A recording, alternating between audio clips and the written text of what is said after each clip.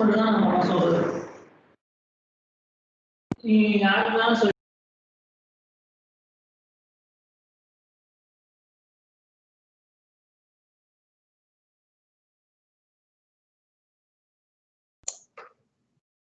Hello and good afternoon, everyone. Welcome to the third session of Faculty Development Program, Chemical Energy Conversion and Storage. So today we have with us Dr. Esmi Suresh, who is an assistant professor in Department of Chemical Engineering, IIT Guwahati since February 2019. Her major research interests are in the areas of process systems engineering, diagnosis and control of lithium-ion batteries, fault detection and diagnosis, optimization and causal analysis. She received her bachelor's degree in chemical engineering from National Institute of Technology, Calicut in the year 2012, after which she joined IIT Madras for her master's degree. She also received her doctoral degree from IIT Madras in the year 2018. During her doctoral studies, she focused on applications, the ideas of optimization, fault diagnosis, and control of rechargeable battery systems. She joined IIT Guwahati as an assistant professor after completing her postdoctoral studies at Columbia University in New York. She is currently working on various projects related to monitoring and efficient management of lithium-ion batteries, development of alternate techniques for electrochemical impedance spectroscopy, etc. So with that quick introduction, let me welcome you, Dr. Esmi, and the stage is all yours. Good evening all, and thank you, Ahmed, for introducing me and also inviting me to be part of this program. So, like Ahmed mentioned, my background is all chemical engineering. I did my BTech and MTech in chemical engineering and a PhD also in chemical engineering department. My specialization was in systems and control and energy applications. So I started working on lithium-ion batteries from my PhD time. So today we'll discuss some of those aspects that related to modeling of rechargeable batteries and so on. So for the time being, I'll just switch off my video so that it is of better quality to you. The audio will be of better quality to you. I hope you can see my presentation now. If you are not able to see my presentation, just let me know. And it's a 1.5 hour lecture, so our talk. So at any point of time, if you feel you have some questions, please do let me know. We can discuss that and then continue the talk. Okay, so rather than keeping all your queries towards the end, if you have any questions at any point of time, please feel free to ask me at any point of time. Okay. So for this program, in total, I'll be giving two talks. One is today and one on Friday. I hope I'm audible. Please let me know if I'm not. So in today's talk, you are very much audible. Please go ahead. Yeah, thank you. So in today's talk, I'll be discussing modeling of rechargeable batteries. I'll be giving an overview of available models in the literature. And in the next talk, which is on Friday morning, I'll be going a bit more in depth to some advanced topics like some of the research topics. Okay, so I'll start with today's talk, which is on modeling of rechargeable batteries. And yes, so that's to give you a bit of an introduction on what I work on and what these talks will be focused on. So before going to the models and so on, let me just ask you, what is a rechargeable battery, right? So I'm sure all of you are familiar with what a rechargeable battery is. Rechargeable batteries are those which can be charged or discharged multiple times, right? Because they can be recharged at a low cost, we can reuse them rather than buying a new battery, right? Because of which we are having less environmental impact because, rather than using a use and throw battery. Right? When we use a use and throw battery, we'll have to every time you know use up the charge, you have to discard them and buy a new one. Because of which there'll be a huge environmental impact. But rechargeable batteries are very good in that sense. There are wide variety of chemistries available: lead acid batteries, nickel cadmium batteries, nickel metal hydride, lithium ion batteries. Even within lithium ion batteries, there are many possible chemistries because of the electrode charge that you take and so on. Now, performance characteristics of each of these batteries depend on their chemistries and the operational strategies. So for the same battery, when operated at certain conditions, you might get certain performance, but certain other conditions when you operate, you might get a completely different performance. So, but recently, although there are a wide variety of chemistries available, there is a huge focus on lithium-ion batteries. It is mainly because of the high energy density and low self-discharge, that is the property of lithium-ion batteries. Because of all of these, it's being used in a wide variety of applications. So let's just look at what a lithium-ion battery is, right? So you've a couple of lectures on rechargeable batteries.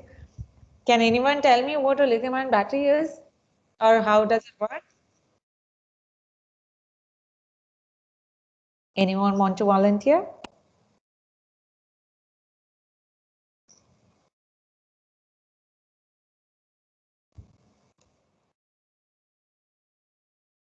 Anybody? You can just raise your hand and answer. It's a simple question, right? What is a lithium-ion battery? You might have had a couple of lectures on batteries, right?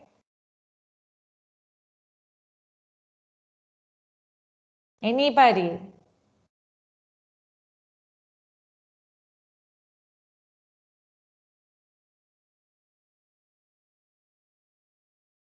Okay, so I think Dr. Rashmi, I think participants would like to answer your questions as well as ask you more questions at the end of the session. okay, sure. No issue. Okay, so so lithium batteries are a type of rechargeable batteries which works mainly by shuttling lithium ions in between the two electrodes. It has two electrodes. One is a negative electrode made of carbon and a positive electrode made of lithium metal oxide. So this metal can be anything. So here I have taken an example of lithium cobalt oxide. So what happens is that during discharge in the negative electrode, there will be an oxidation, and there are some lithium ions that occupies the interstitial spaces. We generally term it as intercalation. So lithium ions are being intercalated to carbon electrode. These lithium will undergo oxidation and release lithium ions and electrons. So these electrons will go through the external circuit, resulting in a current, whereas the lithium ions will get dissolved in the electrolyte and then get transported to the positive electrode, which is a metal oxide electrode. And exactly reverse reactions will happen during charge. So this is a basic working of a lithium-ion battery. The reason why I'm telling you this, even though you might be familiar with this, is because this will help me in explaining some of the models later on. So I want you to keep this in mind. There are two electrodes. One is carbon electrode, one is lithium metal oxide electrode. And the primary working is by shuttling lithium ions between the two electrodes. During discharge, lithium ions will shuttle from negative electrode to positive electrode, and during charging, the lithium ions will shuttle from positive electrode to negative electrode. Okay. So as the electrolyte is generally having a lithium salt dissolved in an organic solvent, which is generally made of ethylene or methylene carbonate. The first commercial battery was released in 1991 by Sony Corporation, and since then it has been used in a wide variety of applications. I'm sure most of you would have logged on into this talk through mobile phones or tablets or even laptops, right? So all of these instruments, whether be it a mobile phone or a laptop, all of them are run on lithium-ion battery. So basically what I'm saying is it's so popular. Like everybody will be having at least one or two, minimum one or two lithium-ion battery run devices. It's that popular. It's used for low power applications like mobile phones, as well as it is used for very high power applications like medical devices and even electric vehicles these days, right? So because of its wide variety of applications, lithium-ion battery market has been tremendously increasing every day, and it is expected that in the next 5 or 2-3 years, we will double the demand. So if it has been used in a wide variety of applications, now it must be really good, right? What is the challenge associated with it? Why should you look at different models? What is the need for modeling? So especially when we are using these batteries on high power applications, low power applications we can still stand, but it's not, I'm not saying it's still okay to have a mobile phone explode. That's not what I'm saying. What I'm saying is, if you have a car running on lithium battery and it explodes, the impact is much more huge rather than the low power applications. But irrespective of whether it is a low power application or high power application, we would still want to use the battery at an optimal condition. We would want to develop strategies for optimal battery operation with improved efficiency. So when I say optimal battery operation, it would mean that the battery life was prolonged and the charging time is very minimal, and it has large capacity. It doesn't have any it doesn't have any capacity losses. So when I say capacity losses, it means that the capacity of the battery will get reduced with time.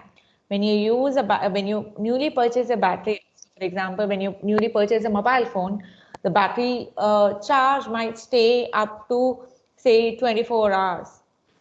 But let's say you use it for a year and then now look at how long the full charge will stay. It might stay only up to 16 hours or 12 hours. This is because the battery capacity has reduced over time. The reason being various side reactions that are happening inside the batteries. So as far as possible, we want to minimize the amount of side reactions that are taking place inside the batteries, and we want to optimize its performance. Another thing that you would have noticed is that the battery gets heated up while in use. When you are using the mobile phone for continuously for an hour, you'll see that the battery gets heated up. So now this is for a very small battery. Now think about a car which is running on lithium battery and we are continuously driving for an hour. The heating effect will be much higher, right? So we need to take enough precautions so that the battery heating does not have an unnecessary impact, or it doesn't have some impact that is cannot be corrected later on. Okay? we can avoid accidents and so on. So optimal battery operation includes everything. One important aspect is optimized charging and discharging cycles, which includes charging time, capacity losses, and everything. And another aspect is safety control. We have to operate the battery in a desired temperature, voltage, and current levels. So now these optimized performance is usually dictated, or it's usually done by a controller. So there will be a controller, especially when you consider a battery management system in electric vehicles and so on, there will be a controller which makes sure that the battery is operating at optimal conditions. And the condition is, the information about the optimal condition is sent by the optimizer to the controller, right? Now, we also, the controller would also need to know what is the current state of the battery. When I say current state, it is all, I'm indicating the state of charge and state of health of the system. But for simplicity, I've just mentioned state of charge estimator. When I say state of charge, it is basically what is the percentage charge that is present in the battery at this point of time. So the battery meters available in mobile phones or laptops will show this, right? So there is some kind of state of charge estimator inside this mobile phones and laptops. That's why it's showing you that information, and that such accurate information about state of charge needs to be sent to the controller so that the controller can ensure that the battery is operated optimally. Now, another aspect is we also need to know whether the battery is having some faults, whether there are some side reactions that are taking place in the battery and so on. Right. So diagnostic tool, here I've marked it as a diagnostic tool. So diagnostic tool is the one that identifies whether there is anything wrong with the battery at this point of time. It does a diagnosis on the battery, just like when you go to a doctor, the doctor diagnoses whether you have any issues, whether you are showing any symptoms for any acute diseases and so on. Just like that, diagnostic tool works kind of like a doctor to battery. It will look at the battery's performance. It will identify whether there is anything wrong with the battery and so on. But one point to note here is that these various components, optimizer, controller, state of charge estimator, diagnostic tool, all of this requires a battery model so that it knows what is the ideal battery conditions, or it knows how you can model the battery, how like the optimizer needs to take decisions on future actions on the battery. And how can it take decisions? It needs to know when it changes its input from one value to another value, how the system will respond. It cannot implement it and see the response and then take a decision. Instead, generally, all of these algorithms, these are generally algorithms, so these algorithms will test their hypothesis on a model and see its performance and then decide accordingly what is the optimal operating condition.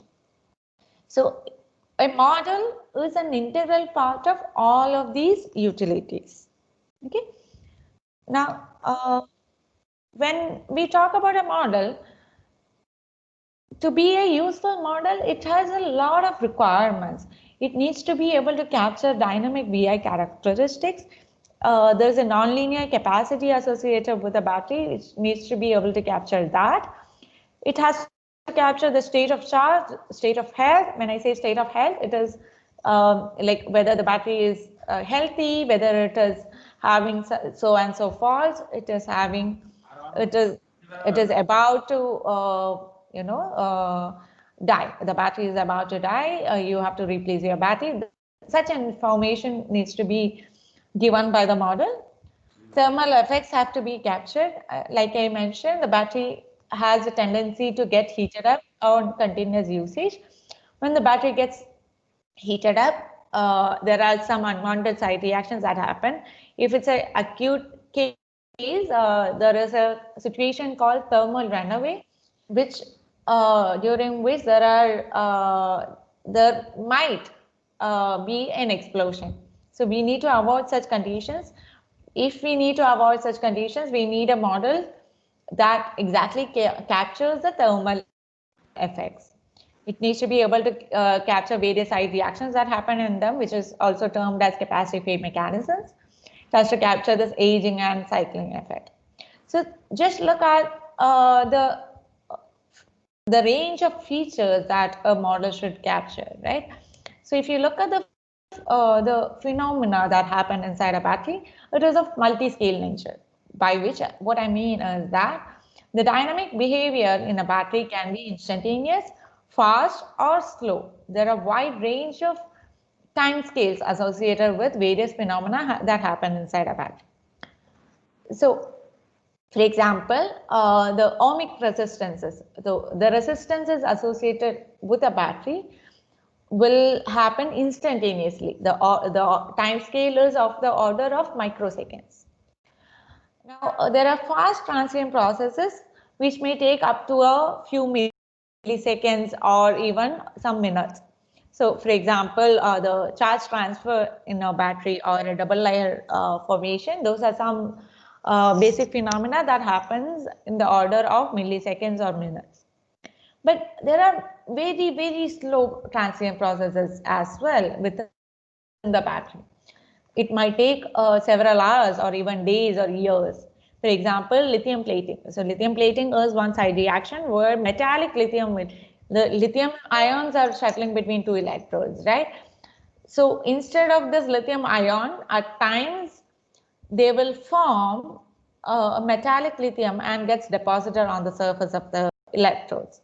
So that happens over a period of time. It doesn't happen in a millisecond. It doesn't happen in a minute. But at the end, this lithium plating will result in a short circuit and the explosion of the battery. So throughout this process doesn't happen instantaneously. There's a continuous process over all the cycles.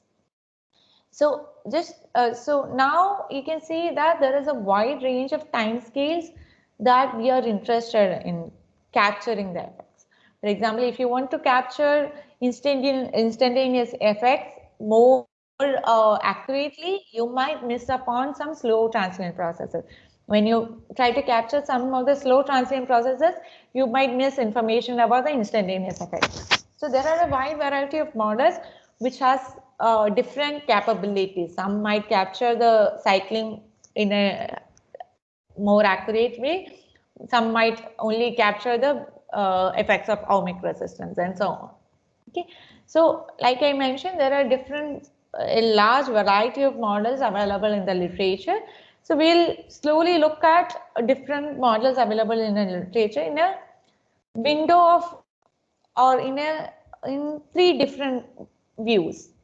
The first view that we'll look at is a modeling philosophy view, where we'll look at all the models available in the literature and try to classify them based on their modeling philosophy. What was the philosophy behind the modeling? So we'll classify them based on that. And later we'll look at a utility view where we'll discuss the pros and cons of these models when applied for specific utilities. When I say utilities, what I mean are the state of charge estimator or controller or optimizer. So those are the utilities that I'm referring to here. Then there are thirdly, we'll present the model requirements for specific applications. So like I said, the lithium batteries have a wide variety of applications. They are used in portable electronics, they are used in electric vehicles, they are used in storage applications and so on. So for each application, the requirement of model will be different. We'll look at those aspects. Okay, but in this talk, we'll mainly focus on the modeling philosophy view in the interest of time, and I'll just briefly go through the utility and application view. Okay, so this is here I'll give you an overall schematic of the perspective that we are looking into in this talk.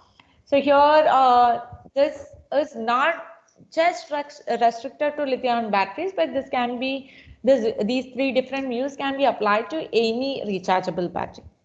Right? So mostly when you look at the literature, you will see that the battery models have been classified in a specific way.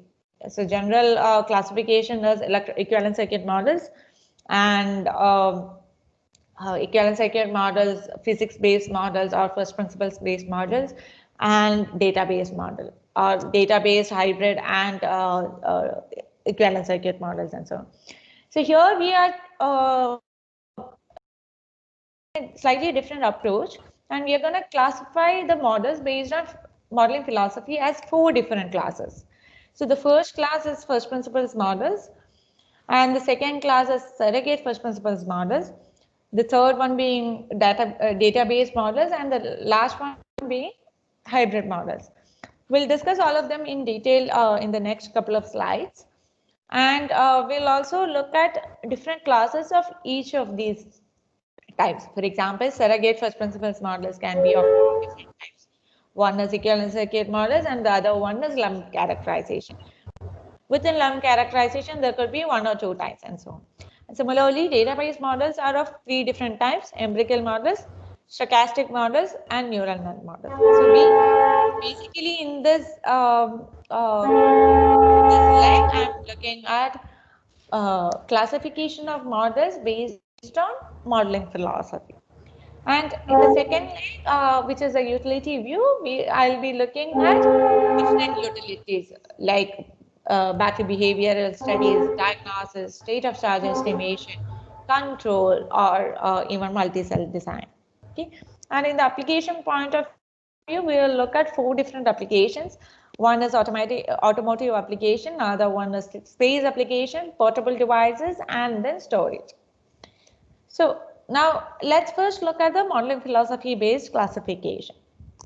Like I mentioned before, there are 4 different classes. The first one being first principles model.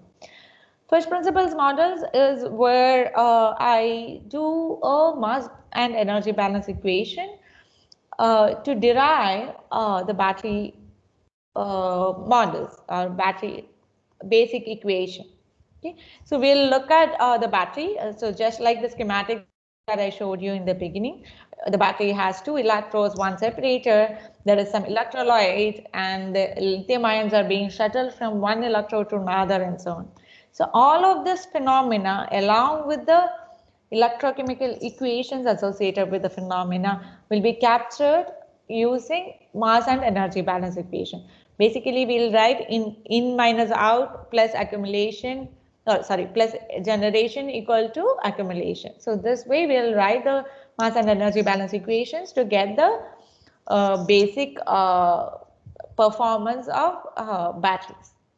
Second one is quite similar to first principles models, but the difference here is that in surrogate first principles model, a surrogate physical system is conceptualized for the battery. Instead of actually going and modeling the battery as it is, we find a surrogate physical system. When I say surrogate, it basically means an alternate physical system which can represent battery. And now we believe that the surrogate system is quite equivalent to the battery. So if we write the mass and energy balance equations for the surrogate system, we will also be able to get a good idea of what is happening in the actual battery. So here mass and energy balances are written for the surrogate system. Okay. The third one is database models. So here it is purely database model.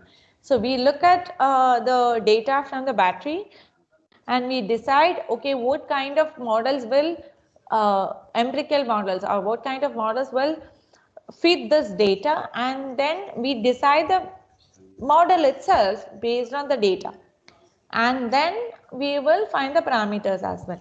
So if you look at the first principles and surrogate first principles model, you might get some ordinary differential equation, say dx by dt equal to kx. So k is a parameter there, x is, say, the voltage. So now k is a parameter, we will have to estimate the value of k based on the data. But here, the dx by model or by mass and energy balance equation on the surrogate or the true system. We are not developing the model based on the data. We are developing the model conceptually by understanding the physical phenomena that is occurring inside the battery. And then just to estimate the parameters, we might use the data. That is different from database models, because here the model itself is conceptualized based on by looking at the data. Okay. Here parameter estimation is also done using the data. Now the last one is hybrid model. In the hybrid model, we look at a combination of first principles and some database models. First principles are surrogate first principles and the database model. Okay. Now let's look at the first principles models in detail. So like I mentioned before, in case of first principles models, models are derived from material and energy balances, taking into account the electrochemical reactions that are at the heart of the battery chemistry. So like I mentioned, the electrochemical reactions are occurring inside the battery. We'll look at those and model it accordingly. So when we look at the models, first principles models, it's been a few decades since we started doing the first principles modeling for batteries. The first model was developed by West et al. In 1992. So here a simple actually it's not a very simple model, but a mathematical model was conceptualized for a single electrode. But as you know, the battery has 2 electrodes, right? So somebody has, come up with an update to this model developed in 1982. They've come up with 2 electrode model. Here, it's a lithium polymer cell sandwich model developed by Doyle et al. In 1993. So, once you have this Doyle et al. Model, there was a improvement in the model to consider dual insertion cell. We'll look at a couple of them in the next couple of slides, what they mean and so on. And later on, once this Fuller et al.'s model was there, this is also generally referred to as Newman's model because it was from their group. So this model has been the base case model for first principles modeling in all these 2 decades. Okay. So the issue with this model is that it has not incorporated any side reactions. So later on, people have started looking at modeling various side reactions into this model, incorporate various side reactions into this model. Another aspect people have been looking at is this model is quite complex. The model involves solving a lot of coupled partial differential equations, and it is difficult to solve. So it is time consuming to solve these kind of equations. So the idea was that there must be some model reformulations to reduce the time taken for solving these models. So people have been looking at model reformulations as well as incorporating various side reactions in the last couple of decades, and there are also other models which are trying to improve the fundamental aspects of the model as well, which is agglomerate model. Let's look at one of the first examples, which is Doyle et al.'s model in 1993. This is the first full cell model. Here, it's generally referred to as a P2D model, which is by which we mean 0 two-dimensional model. So we'll discuss what it is in a couple of minutes. But before that, here, what they consider is that it has 2 electrodes. But the negative electrode is a lithium foil electrode. It's not a carbon electrode, but it is a lithium foil electrode, and it doesn't have a porous nature. It's considered as some kind of a flat plate where the reaction can happen at the surface and so on. So they don't consider a porous nature for the negative electrode, but they consider a composite positive electrode where the electrode is made up of large number of spherical particles and there is a space in between associate where the electrolyte can fill in. And the reactions will happen at the surface of these spherical particles. Now, here in this model, they looked at diffusion only in the x direction. They have not considered the diffusion in the y direction. People have later incorporated the diffusion in y direction as well, but it just increases the complexity of the model. Now, but then why is it called a pseudo two-dimensional model, right? It has only diffusion in one direction, right? So because there is another direction which is in the along the radial direction. So within each particle there is a diffusion in the radial direction. That is why it is called referred to as pseudo two-dimensional. If it is if we simply refer to it as two-dimensional, then it has y. Because we are not looking at y direction and we are looking at some pseudo direction, that is the reason why it's called as pseudo two-dimensional model. Here, this model is generally applicable to any lithium separator composite electrode system. However, there are some demerits associated with it. The first one being the poor performance at high charge discharge rates. So when at lower current it is fine, it works fine, the predictions are fine. But when you look at high charging or discharging at higher currents, then the performance of this model is not up to the mark. And it does not capture any of the side reactions. The computational cost is very high and it does not do an energy balance. It simply does a charge balance or mass balance. It does not do an energy balance, because of which the temperature, the model that you get is an isothermal model. The temperature is kept constant throughout the battery simulations. But the issue is that, like I mentioned before, battery gets heated up with usage. So we won't be able to capture the effects like that if you have an isothermal model. So later on, people have tried to incorporate thermal modeling and so as to capture the heating issues. Now, another example, like I mentioned, is the second example is Fuller et al.'s 1994 paper, where instead of this lithium foil negative electrode, they've captured a complete two composite electrodes. This model is generally referred to as rocking chair model. This is also a P2D model or pseudo two-dimensional model. Here also we look at diffusion in x direction and diffusion within the solid phase particle. The only difference here is that instead of lithium foil electrode, they've considered a composite negative electrode.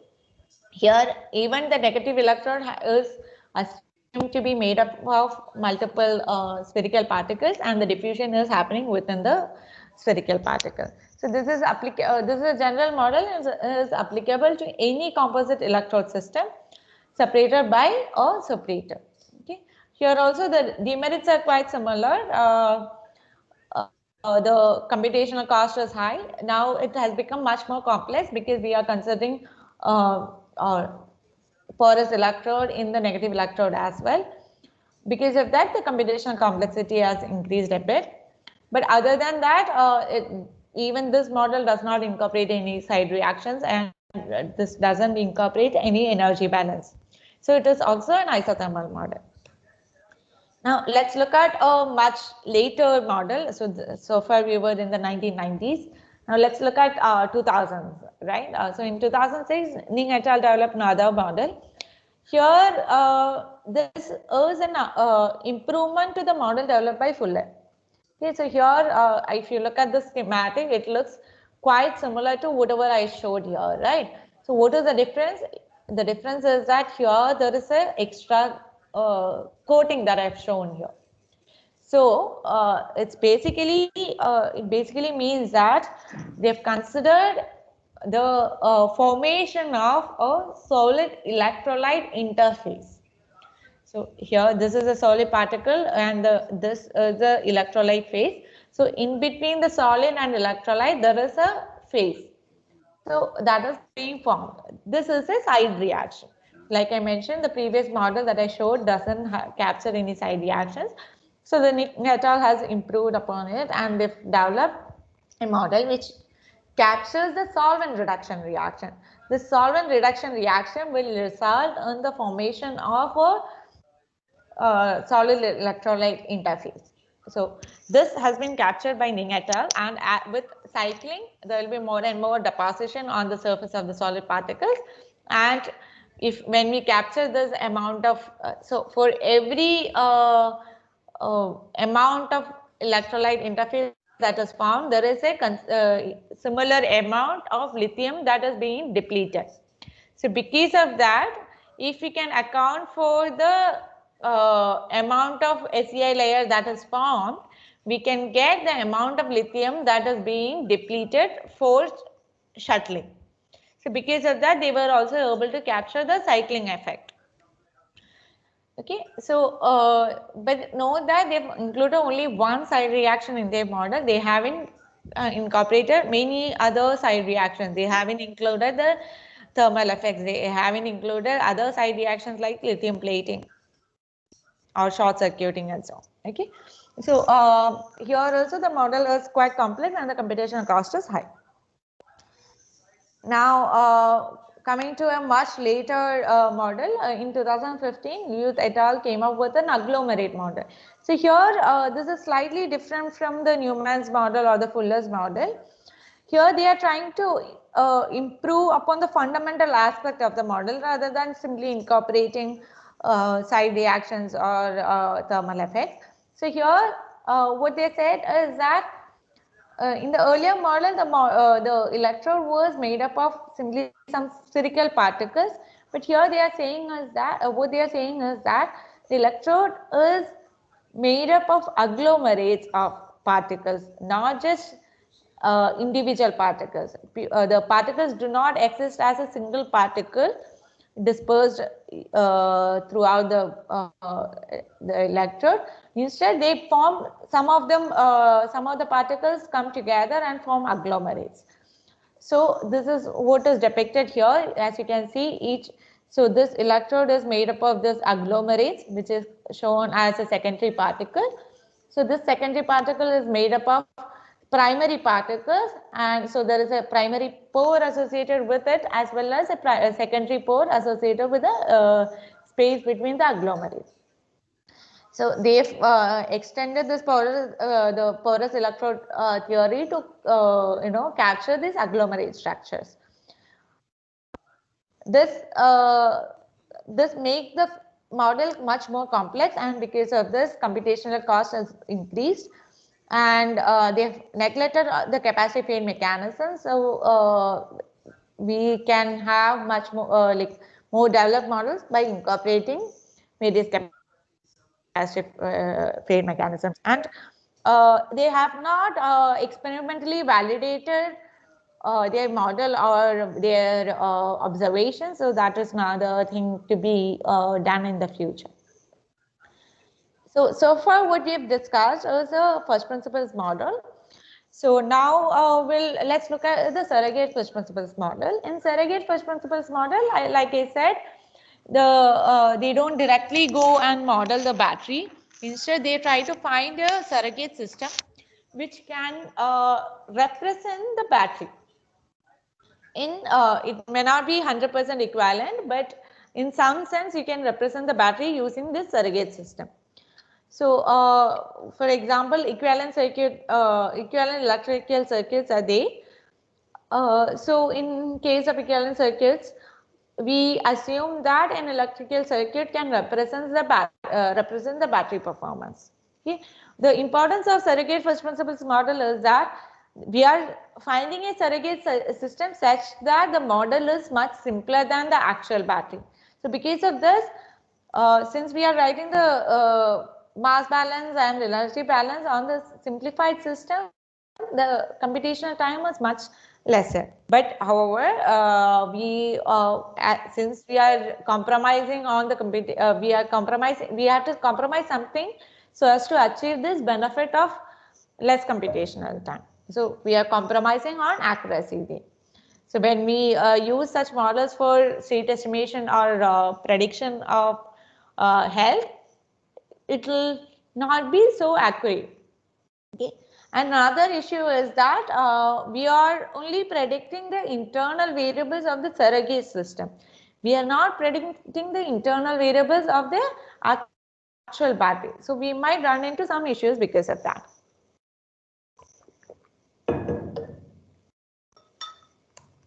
So there are generally two different types of surrogate first principles models. One is equivalent circuit modeling, where the circuit where the surrogate is an electrical circuit which is made up of different components like resistors, capacitors, and inductors, or other type of electrical elements.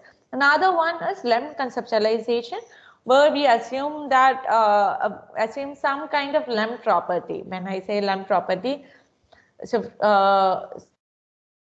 when you look at the battery, rather than assuming that there are a lot of small particles that are comprising this electrode, we just think of it as a single particle and so on.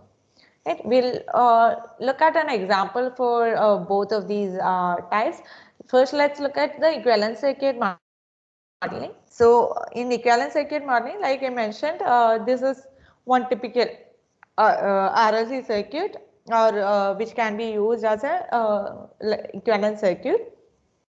So here you can see that there is this voltage source which is represented by this image, and then there is a resistor, there is a capacitor, right? So here this voltage source represents the open circuit voltage in a battery. So we'll assume that the voltage source has the same voltage characteristics as the open circuit voltage of the battery. Then internal resistance of the battery can be modeled using a simple resistor. Then there is slow diffusion processes. Like I mentioned, there are fast processes as well as slow processes. The fast process like resistance or ohmic resistance is captured by simple resistor, and the slow diffusion processes have to be captured using it's generally a nonlinear property, and because of which we need nonlinear elements to capture the slow diffusion processes. A typical element is called as a Warburg element. It's represented here in this one. This typical circuit is called as Randall circuit. It has a voltage source and R and RC parallel system along with the Warburg element. This Warburg element is basically a nonlinear system which has a constant phase, unlike any other circuits. If you don't understand what is a constant phase element, don't worry. All you have to understand is it is not a linear system and it is very difficult to simulate. So because it is difficult to simulate, people don't want to use this Warburg element in their models. Since we have actually come to equivalent circuits for the simplicity. And if you are having trouble in modeling this Warburg element, why go to that model, right? So people have thought about some alternatives to Warburg element, and what was found was that if you have infinite number of RC parallel systems in series, then you will be able to capture the performance similar to having a Warburg element. Now, having infinite number of RC units is also difficult. So people generally use a single or a couple of RC units. So one such example is given here in this diagram. So here we are using a simple one single RC unit to represent the Warburg element. So it is we are compromising on accuracy here. So because of this, this model will be computationally very fast and easy to embed with other electrical circuits and simulation tools. However, these models, once you approximate this model using RC elements, it can capture only the linear capacity effects and are limited in characterizing the nonlinear operational aspects or capacity effects. If you make the model more complex by including these nonlinear elements like Warburg element, the issue is that there will be more computational time. Now, there are various parameters here in this models. For example, there is the resistors and capacitors and so on. So when you consider this battery, this surrogate as an equivalent to the battery, you have to find out what values of resistors and capacitors can be used so that they are considerably equivalent. So for that, we need parameter estimation, for which there are various techniques available. Not going into the details of the techniques, but some of the techniques are Kalman filter, particle swarm optimization, and so on. Now, the accuracy and applicability of this model depends on the training dataset or the dataset that we have used for parameter estimation. So when we estimate the parameters in a poor dataset, let's say the dataset available to you captures the performance of the battery only when the state of charge is varying between 60% to 80%. Then when you actually use this model for predicting the performance of the battery outside the state of charge regime, say 20%, then the performance will be very poor. So the training data set is very important. It should capture the actual performance of the system in the entire operating conditions, which might be difficult to get. Now, the internal battery variables cannot be predicted here. The internal variables predicted are only resistors and capacitors. You might have a one-to-one mapping between the some of the internal battery variables and the electrical circuit elements, but it may not be possible to capture the exact internal variables in the battery. Now, further work is needed to develop accurate model concepts that include important characteristics without significant compromise on computational speed.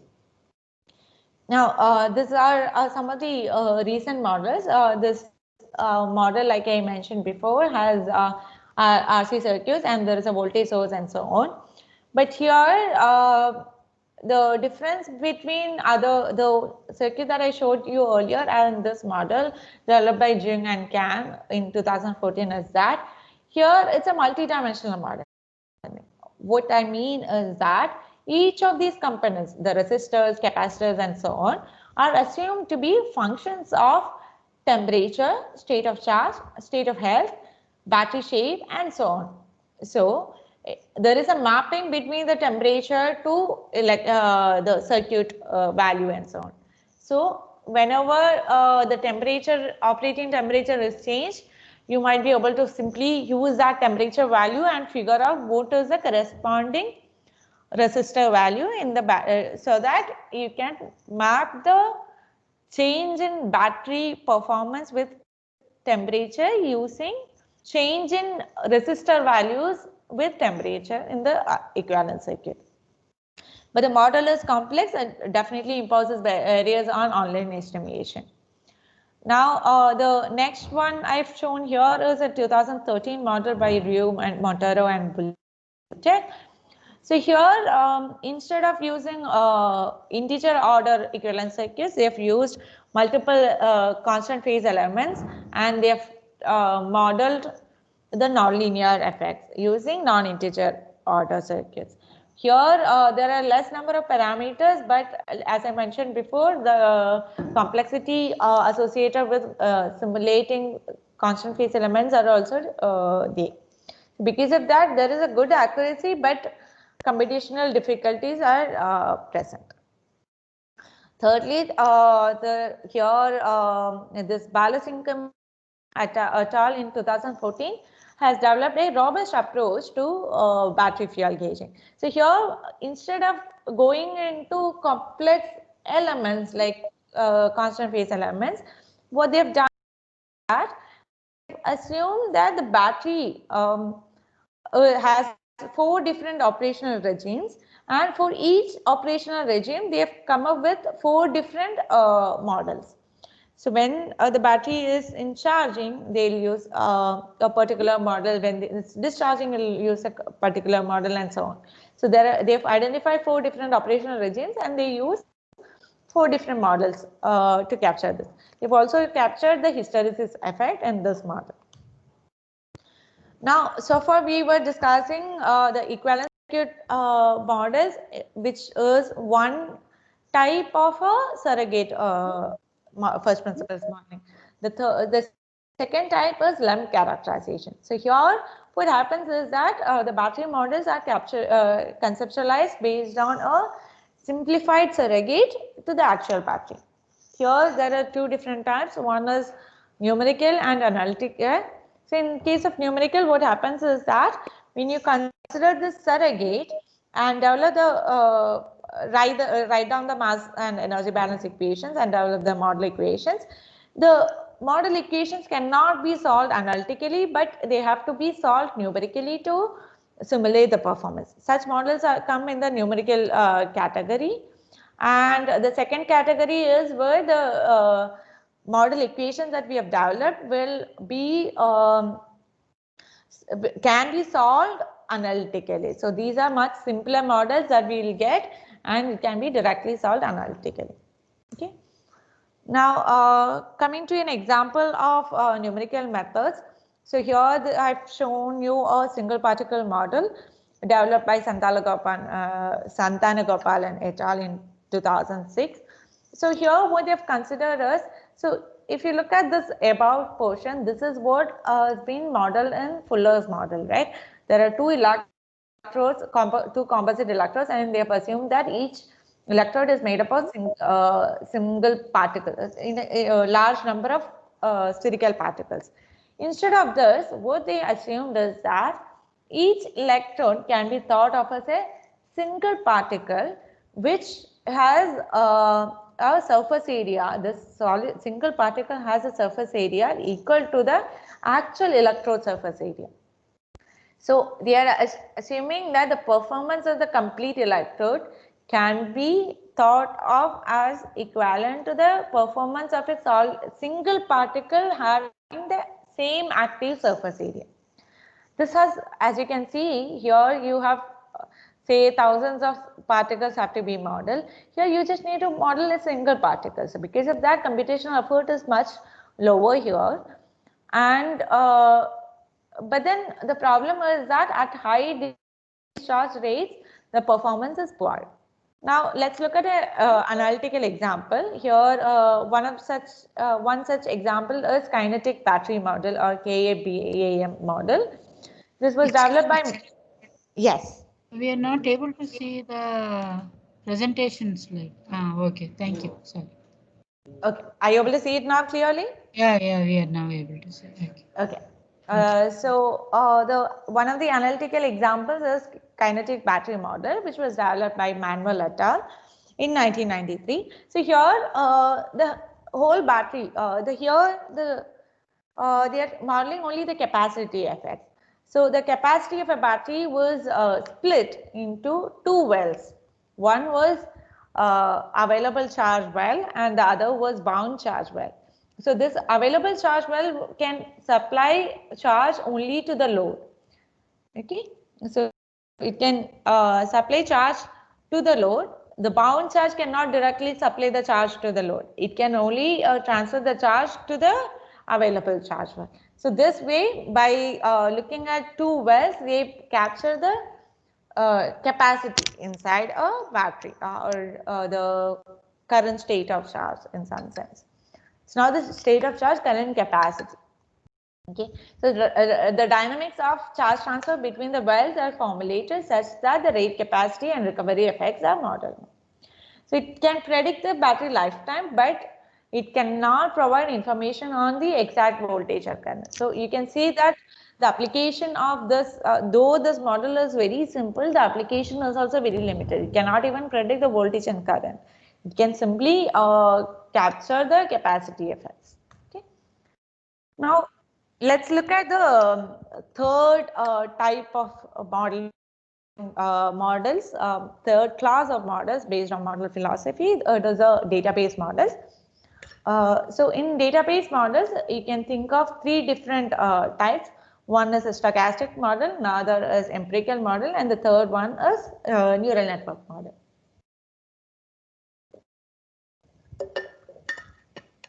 So in stochastic model, basically, I hope you are familiar with the term stochastic. Basically, it says that nothing is deterministic here. So stochastic models are used to capture very specific effects in a battery. For example, discharging effects or recovering effects. It has very limited application. For example, let's say, let's think of lithium plating that I mentioned some time back. So lithium plating is essentially that metallic lithium is formed somewhere in the solid electrolyte interface, and this lithium, the metallic lithium that is formed, will deposit on the interface between the separator and the negative electrode. And this deposition can occur at any point on this interface. So we cannot exactly capture where the metallic lithium will deposit. That's impossible to occur, to capture. So what we will do essentially is that we have to give some probability on where the metallic lithium might deposit. So based on these probabilities, we will capture the effect of lithium plate. So such models are called as stochastic models, but you cannot model the entire performance of a battery using simply a stochastic model. You can use some, you can capture some of the effects, some small side reactions or some recovery effects. Those effects can be modeled using stochastic models and incorporate this model along with the other models so that you can have a complete view of the performance. Now, empirical models, you must be familiar. You look at the data and see what kind of models will fit the data accordingly, and then we'll develop the models. For example, if you see that the voltage and current are linearly varying, then you can simply write V equal to I into R. So it's an empirical relation. Or there is some Y equal to mx form. So m is a parameter and x is the x-axis and y is the y-axis. So you look at the data and you see that this is a linear profile. You say, okay, linear model will work. Or if it has a parabolic profile, you will say that okay, it has a parabola. So let's use y equal to m and x squared kind of model. So basically here you look at the data and then decide what kind of models will fit. So here so there are some, here again the applications are limited. Most of the time the data that is available is applicable only in a specific operational regime. Outside the operational regime, we may not be able to rely upon the model developed using this particular data. Okay. Now, neural network models are the most recent models.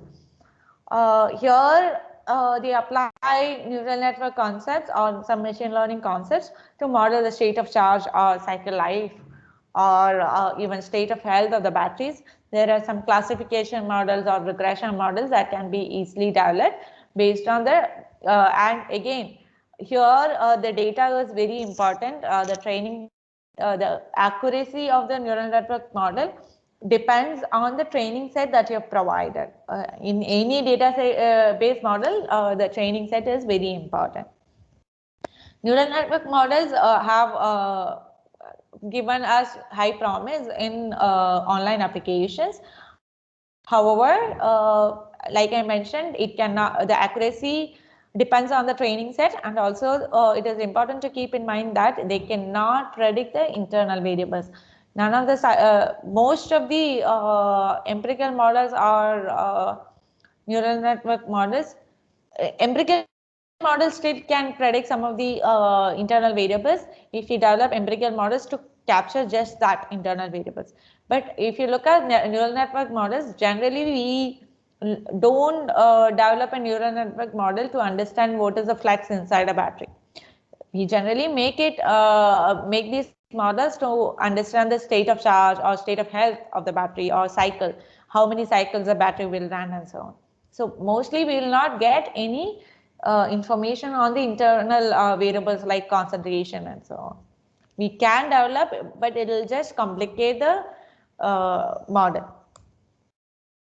Now coming to the last type of models, which is hybrid models. So here in hybrid models, just like the name suggests, it integrates the features of different models to derive a model of higher accuracy and lower complexity. Generally, equivalent circuit models are combined with analytical models, or some first principles models are combined with database models. Okay, so one of the common ones are equivalent circuit models integrated with analytical models to help or to combine the dynamic behavior characteristics derived from equivalent circuit model with the nonlinear effects captured by the analytical models. Okay, so here the importance of hybrid models is that it can capture the positives from two different models. Okay, these models do not include features like aging, memory effect, and so on. But you can still, improve the available models in literature so as to include these. Now, here I've just given an example here, but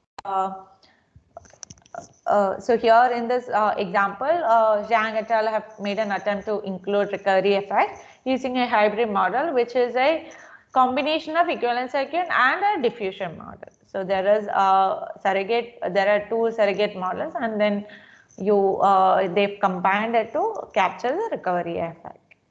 So here, so far we have discussed a wide variety of models. I'm just giving you an idea of the timeline of various modeling strategies. As I mentioned before, the initial first principles models were developed around in 1994, 93, and so on, the full battery models. But equivalent circuit models have been there even before 1990s. Later on, by around 2000, the interest was in capturing energy balance equations so that we don't have to restrict to isothermal models. By developing energy balances, they were able to capture the temperature variations within the cell. Then they were stochastic models, diffusion models, and so on. But major interest was in model reformulations. Towards the end of 2005 and so on, there were so much because the aim was to reduce the computational time of the batteries. There was huge interest in model reformulations. Later, there were multidimensional equivalent circuits, cycling effects, modeling capacity field mechanism is still going on. There are the existing models in literature are not as good as expected. We'll discuss what is missing in the capacity field modeling probably in the next lecture. When I am discussing some of the research topics related to modeling control and diagnosis of rechargeable batteries. So later, the recent ones are agglomerate modeling stress inside the battery and so on. Okay. Now, to give you a comparison of various models in terms of computational time, here you can see the P2D model that I've discussed along with the CLI formation. It's taking around 10⁵ seconds to simulate 800 cycles, so which is huge.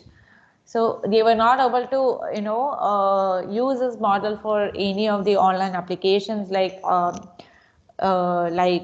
control or optimization. So people were trying to look at model reformulations, and they were able to reduce the time from 10⁵ to 9600 in 800 cycles, but it is still not good enough.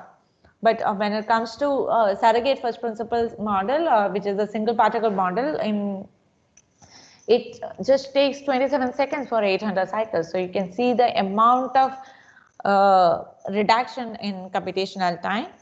And yes, so the first principles model with solvent reduction was again taking around 10 power 4 seconds for 2000 cycles.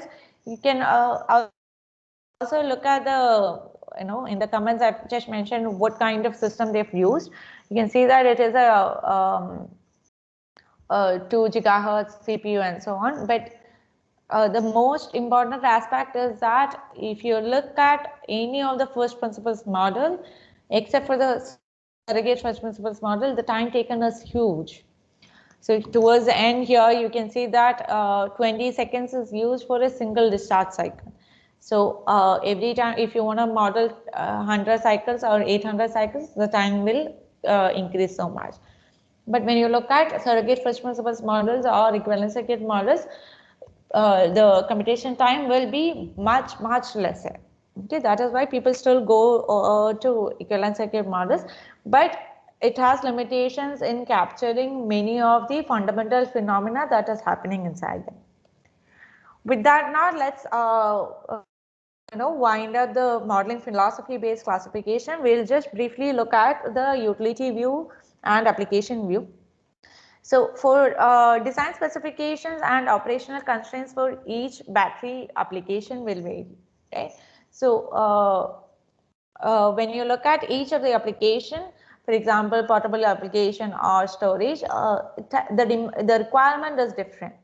So to achieve optimal battery operation, we need various utilities.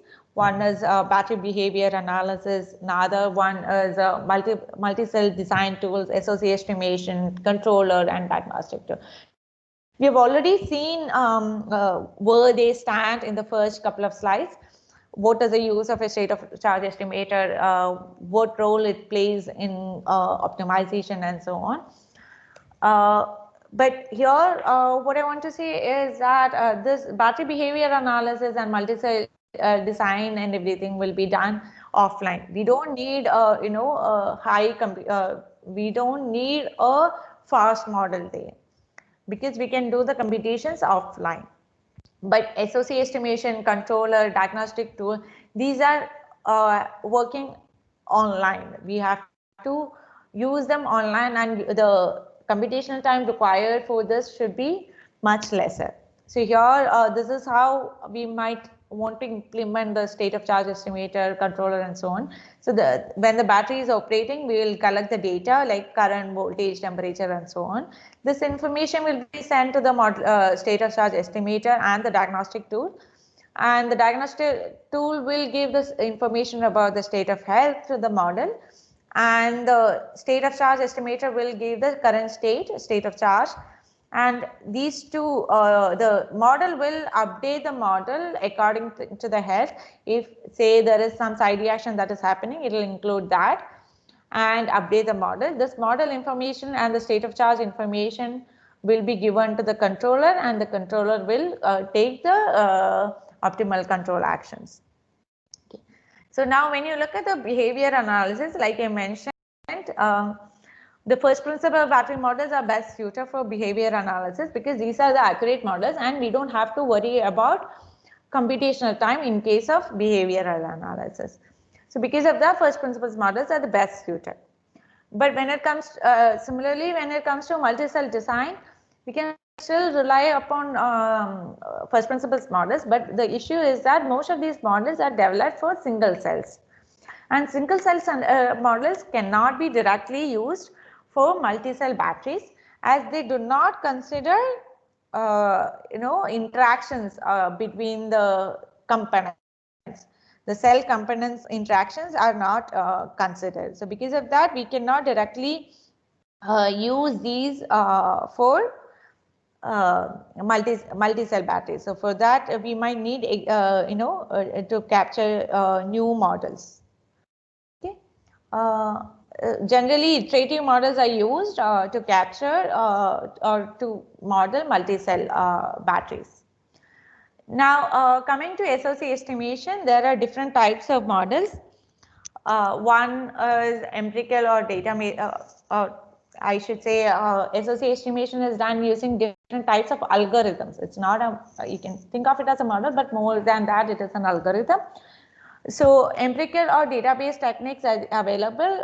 So one simplest or the basic method is discharge test method. For example, this is a lab scale model. For example, let's say you have a mobile battery and you are interested in finding the state of charge at this point of time, and you take this to a laboratory and say that you do whatever you want with this battery. I don't care. I'm only interested in the state of charge of the battery at this point of time.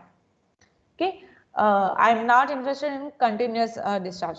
So what they will do is that they'll take the battery and discharge it completely at a predefined current, because they know the current and they know the time taken to completely discharge from the point of interest. They'll be able to calculate the state of charge at that instant.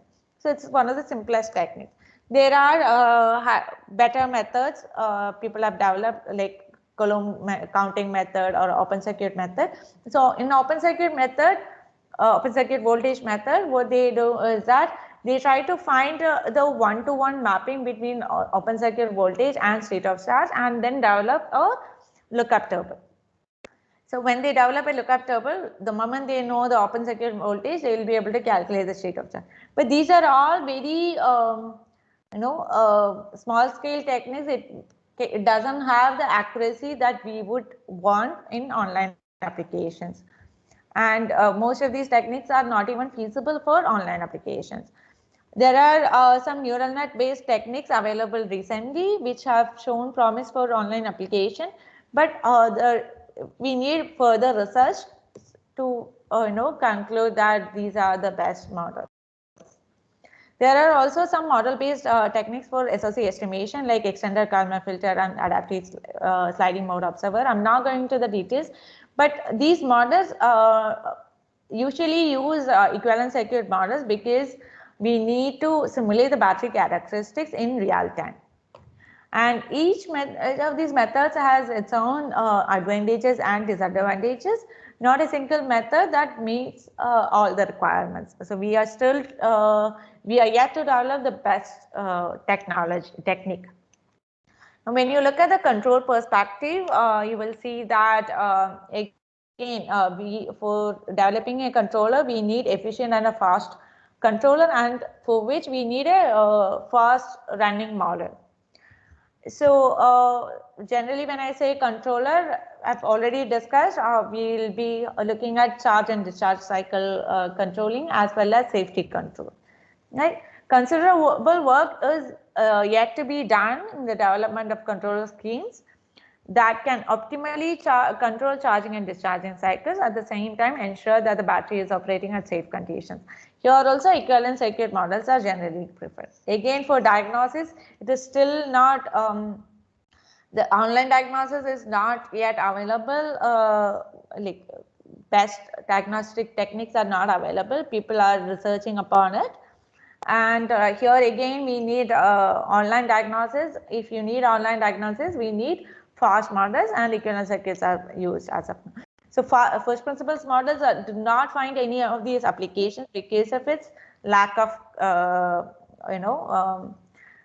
we are not able to simulate it fast enough. Now let's look at the application view. I'm not going to the details of application view in the interest of time. So the first application is portable applications. Here, we all know that portable applications, most of them are like mobile phones, laptops, and so on. We are not so much interested in identifying whether there is any capacity fail mechanism happening at any point of time, but we are only interested in identifying whether what is the current state of charge. That is the most important task when it comes to that is the most important utility that is needed when it comes to portable applications. So for this, surrogate models are generally preferred, or database models are generally preferred, and the applications generally use lithium-ion batteries. But algorithms or models specific to portable devices are not yet available in the literature. Now, when it comes to automated applications, it's a quite brand new area. Electric vehicles have started quite recently. So there is still a lot of research that needs to be done. And generally, there is a battery management system that is fitted along with fitted in a electric vehicle, and its job is to make sure that the state everything the battery is operating optimally and so on. So again, here the online because of the online requirements, equivalent circuit models are preferred so far. Now there are space applications and storage applications, but space applications, there is very minimal literature and we need research to improve the performance of lithium batteries using efficient models. For storage applications, energy management system is the most important, because here continuous usage of the batteries are battery is continuously used. So there is unlike automotive applications, and because of the continuous usage, it is quite possible that it will have side reactions or thermal effects. So energy management is very important here. So to conclude, so I've given you a detailed review of modeling concepts for rechargeable batteries. I've focused mainly on lithium-ion batteries, but most of these aspects of the modeling philosophy, based classifications or utility view can be considered the same for other rechargeable batteries as well. We discussed 3 different views. One was modeling view, philosophy view, where we looked at different classes of models.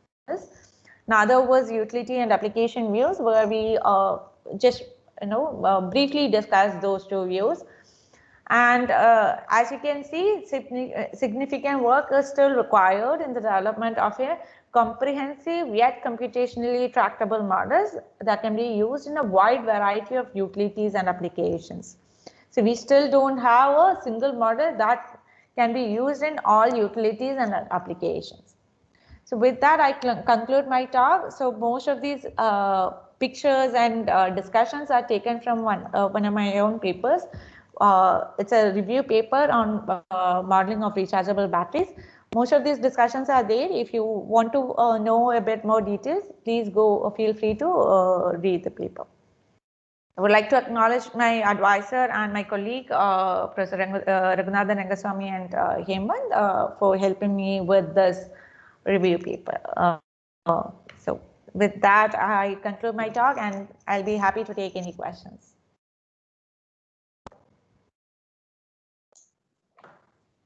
Thank you, Dr. Rashmi. It was really nice. At least participants got to understand at least some flavor of what modeling is in the field of batteries, especially rechargeable batteries. So I would like to come back to participants. The session is now open for questions. Question and answers. Good afternoon, madam. I am Dr. Sudha from Bangalore Institute of Technology, Bangalore. Sure. My doubt is which would be the best model if we are doing the study on energy management of batteries or power for electric vehicles? Like I mentioned, so far, if you want to conduct an offline study for electric vehicles, you can still use first principles models, because that will be the most accurate models. But if you are looking at some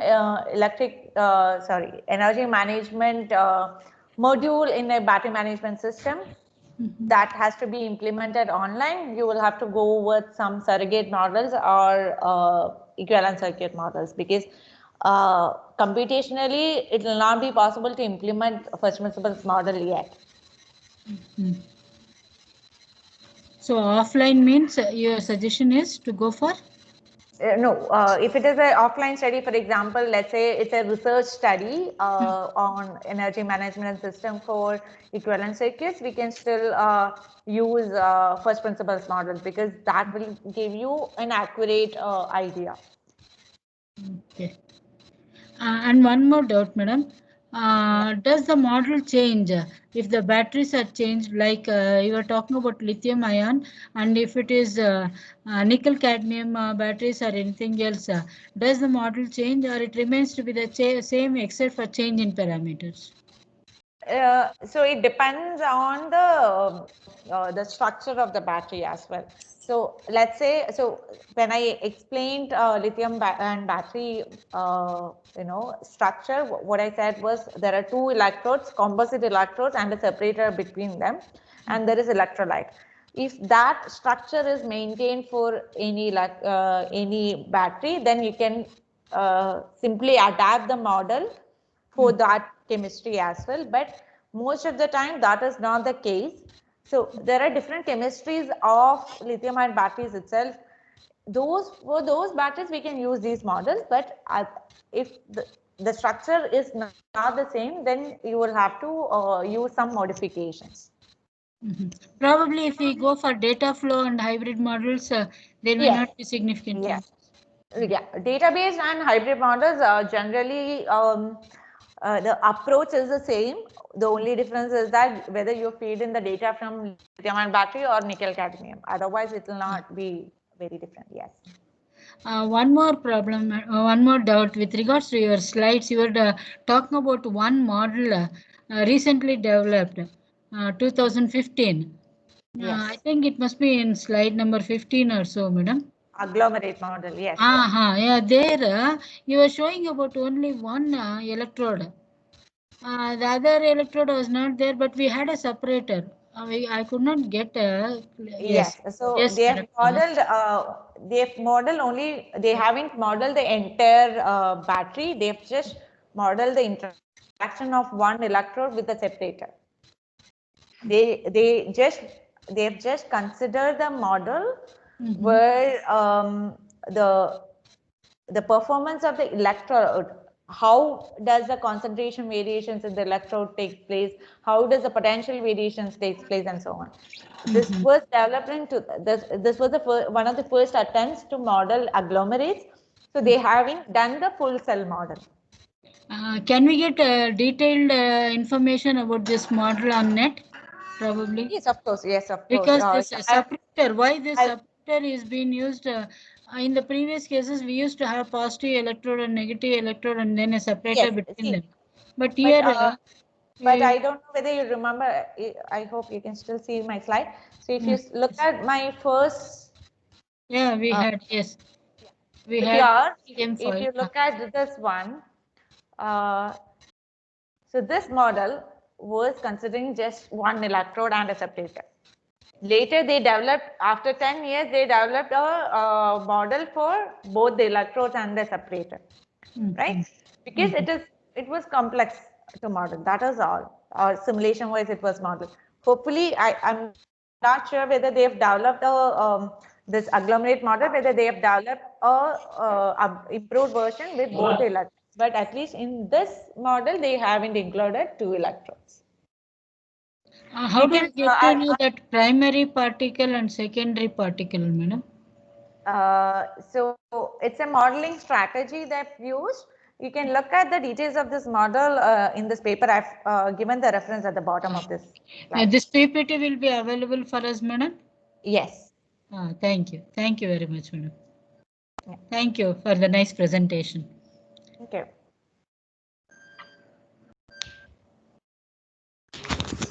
Madam, what is at IIT Guwahati, any project is going on any research on this modeling? I am definitely working on modeling of rechargeable batteries. Other than that, there are few professors working on the equivalent circuit, not equivalent circuit, sorry, electric vehicles applications and so on. But it is not so much on modeling, and there are definitely some experimental studies as well. So my work is generally computational work. I don't have an experimental setup here yet. As far as I know, at least in the chemical engineering department, there is no one who is doing computational work on batteries. Thank you, madam. Thank you.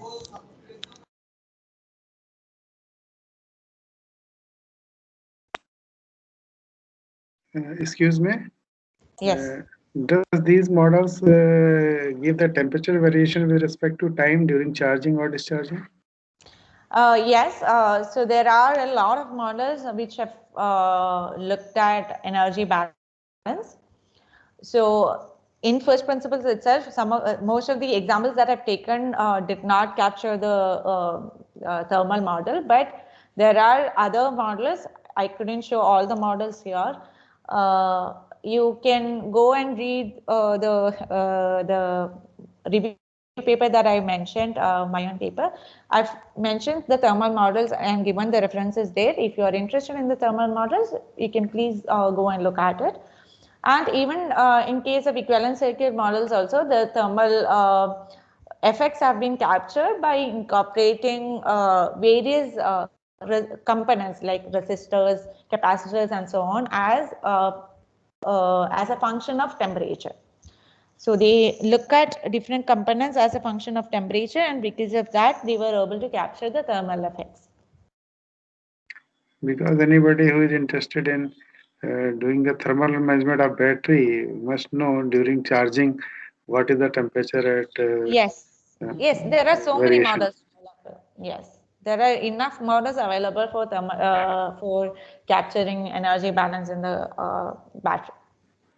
But the ideal battery case is what I mentioned. So what I'm saying is, in case of an ideal battery, how the thermal management is being done, or what is the thermal balance equation or energy balance equation, that has been already captured in the literature. There are enough models available in the literature. However, there are a lot of side reactions that occur at high temperature and so on.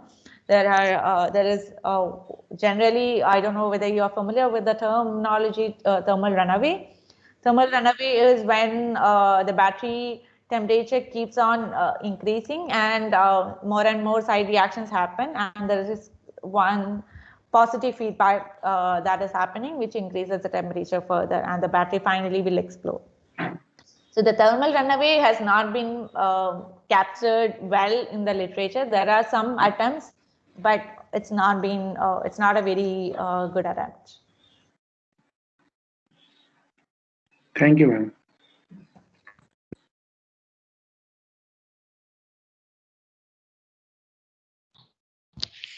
Hello, ma'am. Yes. Ma'am, what is the advantage of online application model over offline application models? We are now developing online application model, so there must be some advantage because we are interested in developing that type of model.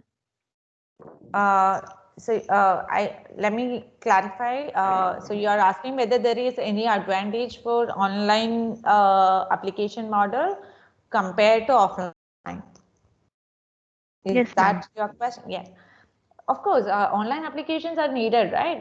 So like I said, if you want, let's say you have an electric vehicle and you want to take the data and make sure that the battery is operated at safe conditions, then you need a controller. The controller will need a model which simulates fast performances, right? So if you can simulate the battery instantaneously for various conditions, only then you will be able to use that model for developing a controller or a state of charge estimator or even a diagnostic tool.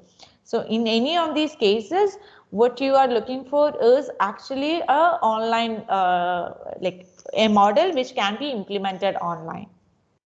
So the definitely online the model with online application has more advantage than offline. But the only issue is that many times when you are looking to develop a model that is applicable online, we are compromising on the accuracy. So at times when we reduce the computational time, we are also losing the accuracy. That is all. So there is kind of a trade-off.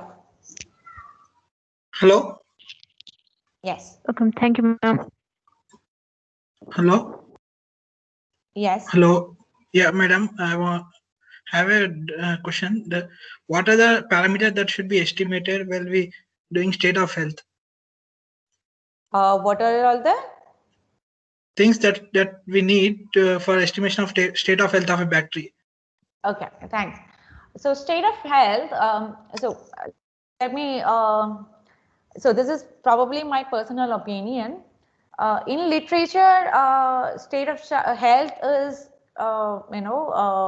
captured as a ratio between the available capacity to the initial capacity. Okay, but I feel that that is not enough to represent the health of the battery. For example, let's say you have you go to a doctor for a medical checkup. He cannot tell you your health in a single value, right? You cannot like the doctor will not tell you that you are 80% healthy or 99% healthy. Instead, he will give you a lot of metrics.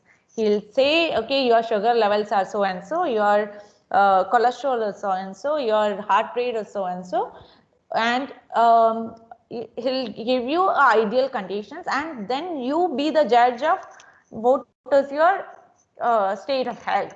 So for me, at least personally, what I feel is that state of health shouldn't be a single metric. Instead, it should have so many characteristics. It should have information about its about various side reactions that are happening inside them and so on. It should tell you exactly. So, for example, Hello? the doctor. Yes, madam. I have been seeing that equivalent circuit model is used for with following algorithms for user for estimating the state of charge. Then the further state of health also estimated. My question is the thermal capacity of the battery on the things that which models are the best to estimate. What the hybrid? Yes, ma'am. State of health, like I said, generally what they model is how much capacity is remaining, the maximum capacity that is available at this point of time divided by the maximum capacity that was available initially. This is what state of health is denoting in literature. Okay, so any model that can calculate this will give you state of health information. Now, if you look at what is the best model for state of health, frankly speaking, I don't think there is a best model that is available yet. First principles will definitely give you the accurate information, but you cannot use it in online applications. So that is definitely not the best option. So there are challenges. People are still looking at state of health modeling. Thank you, ma'am.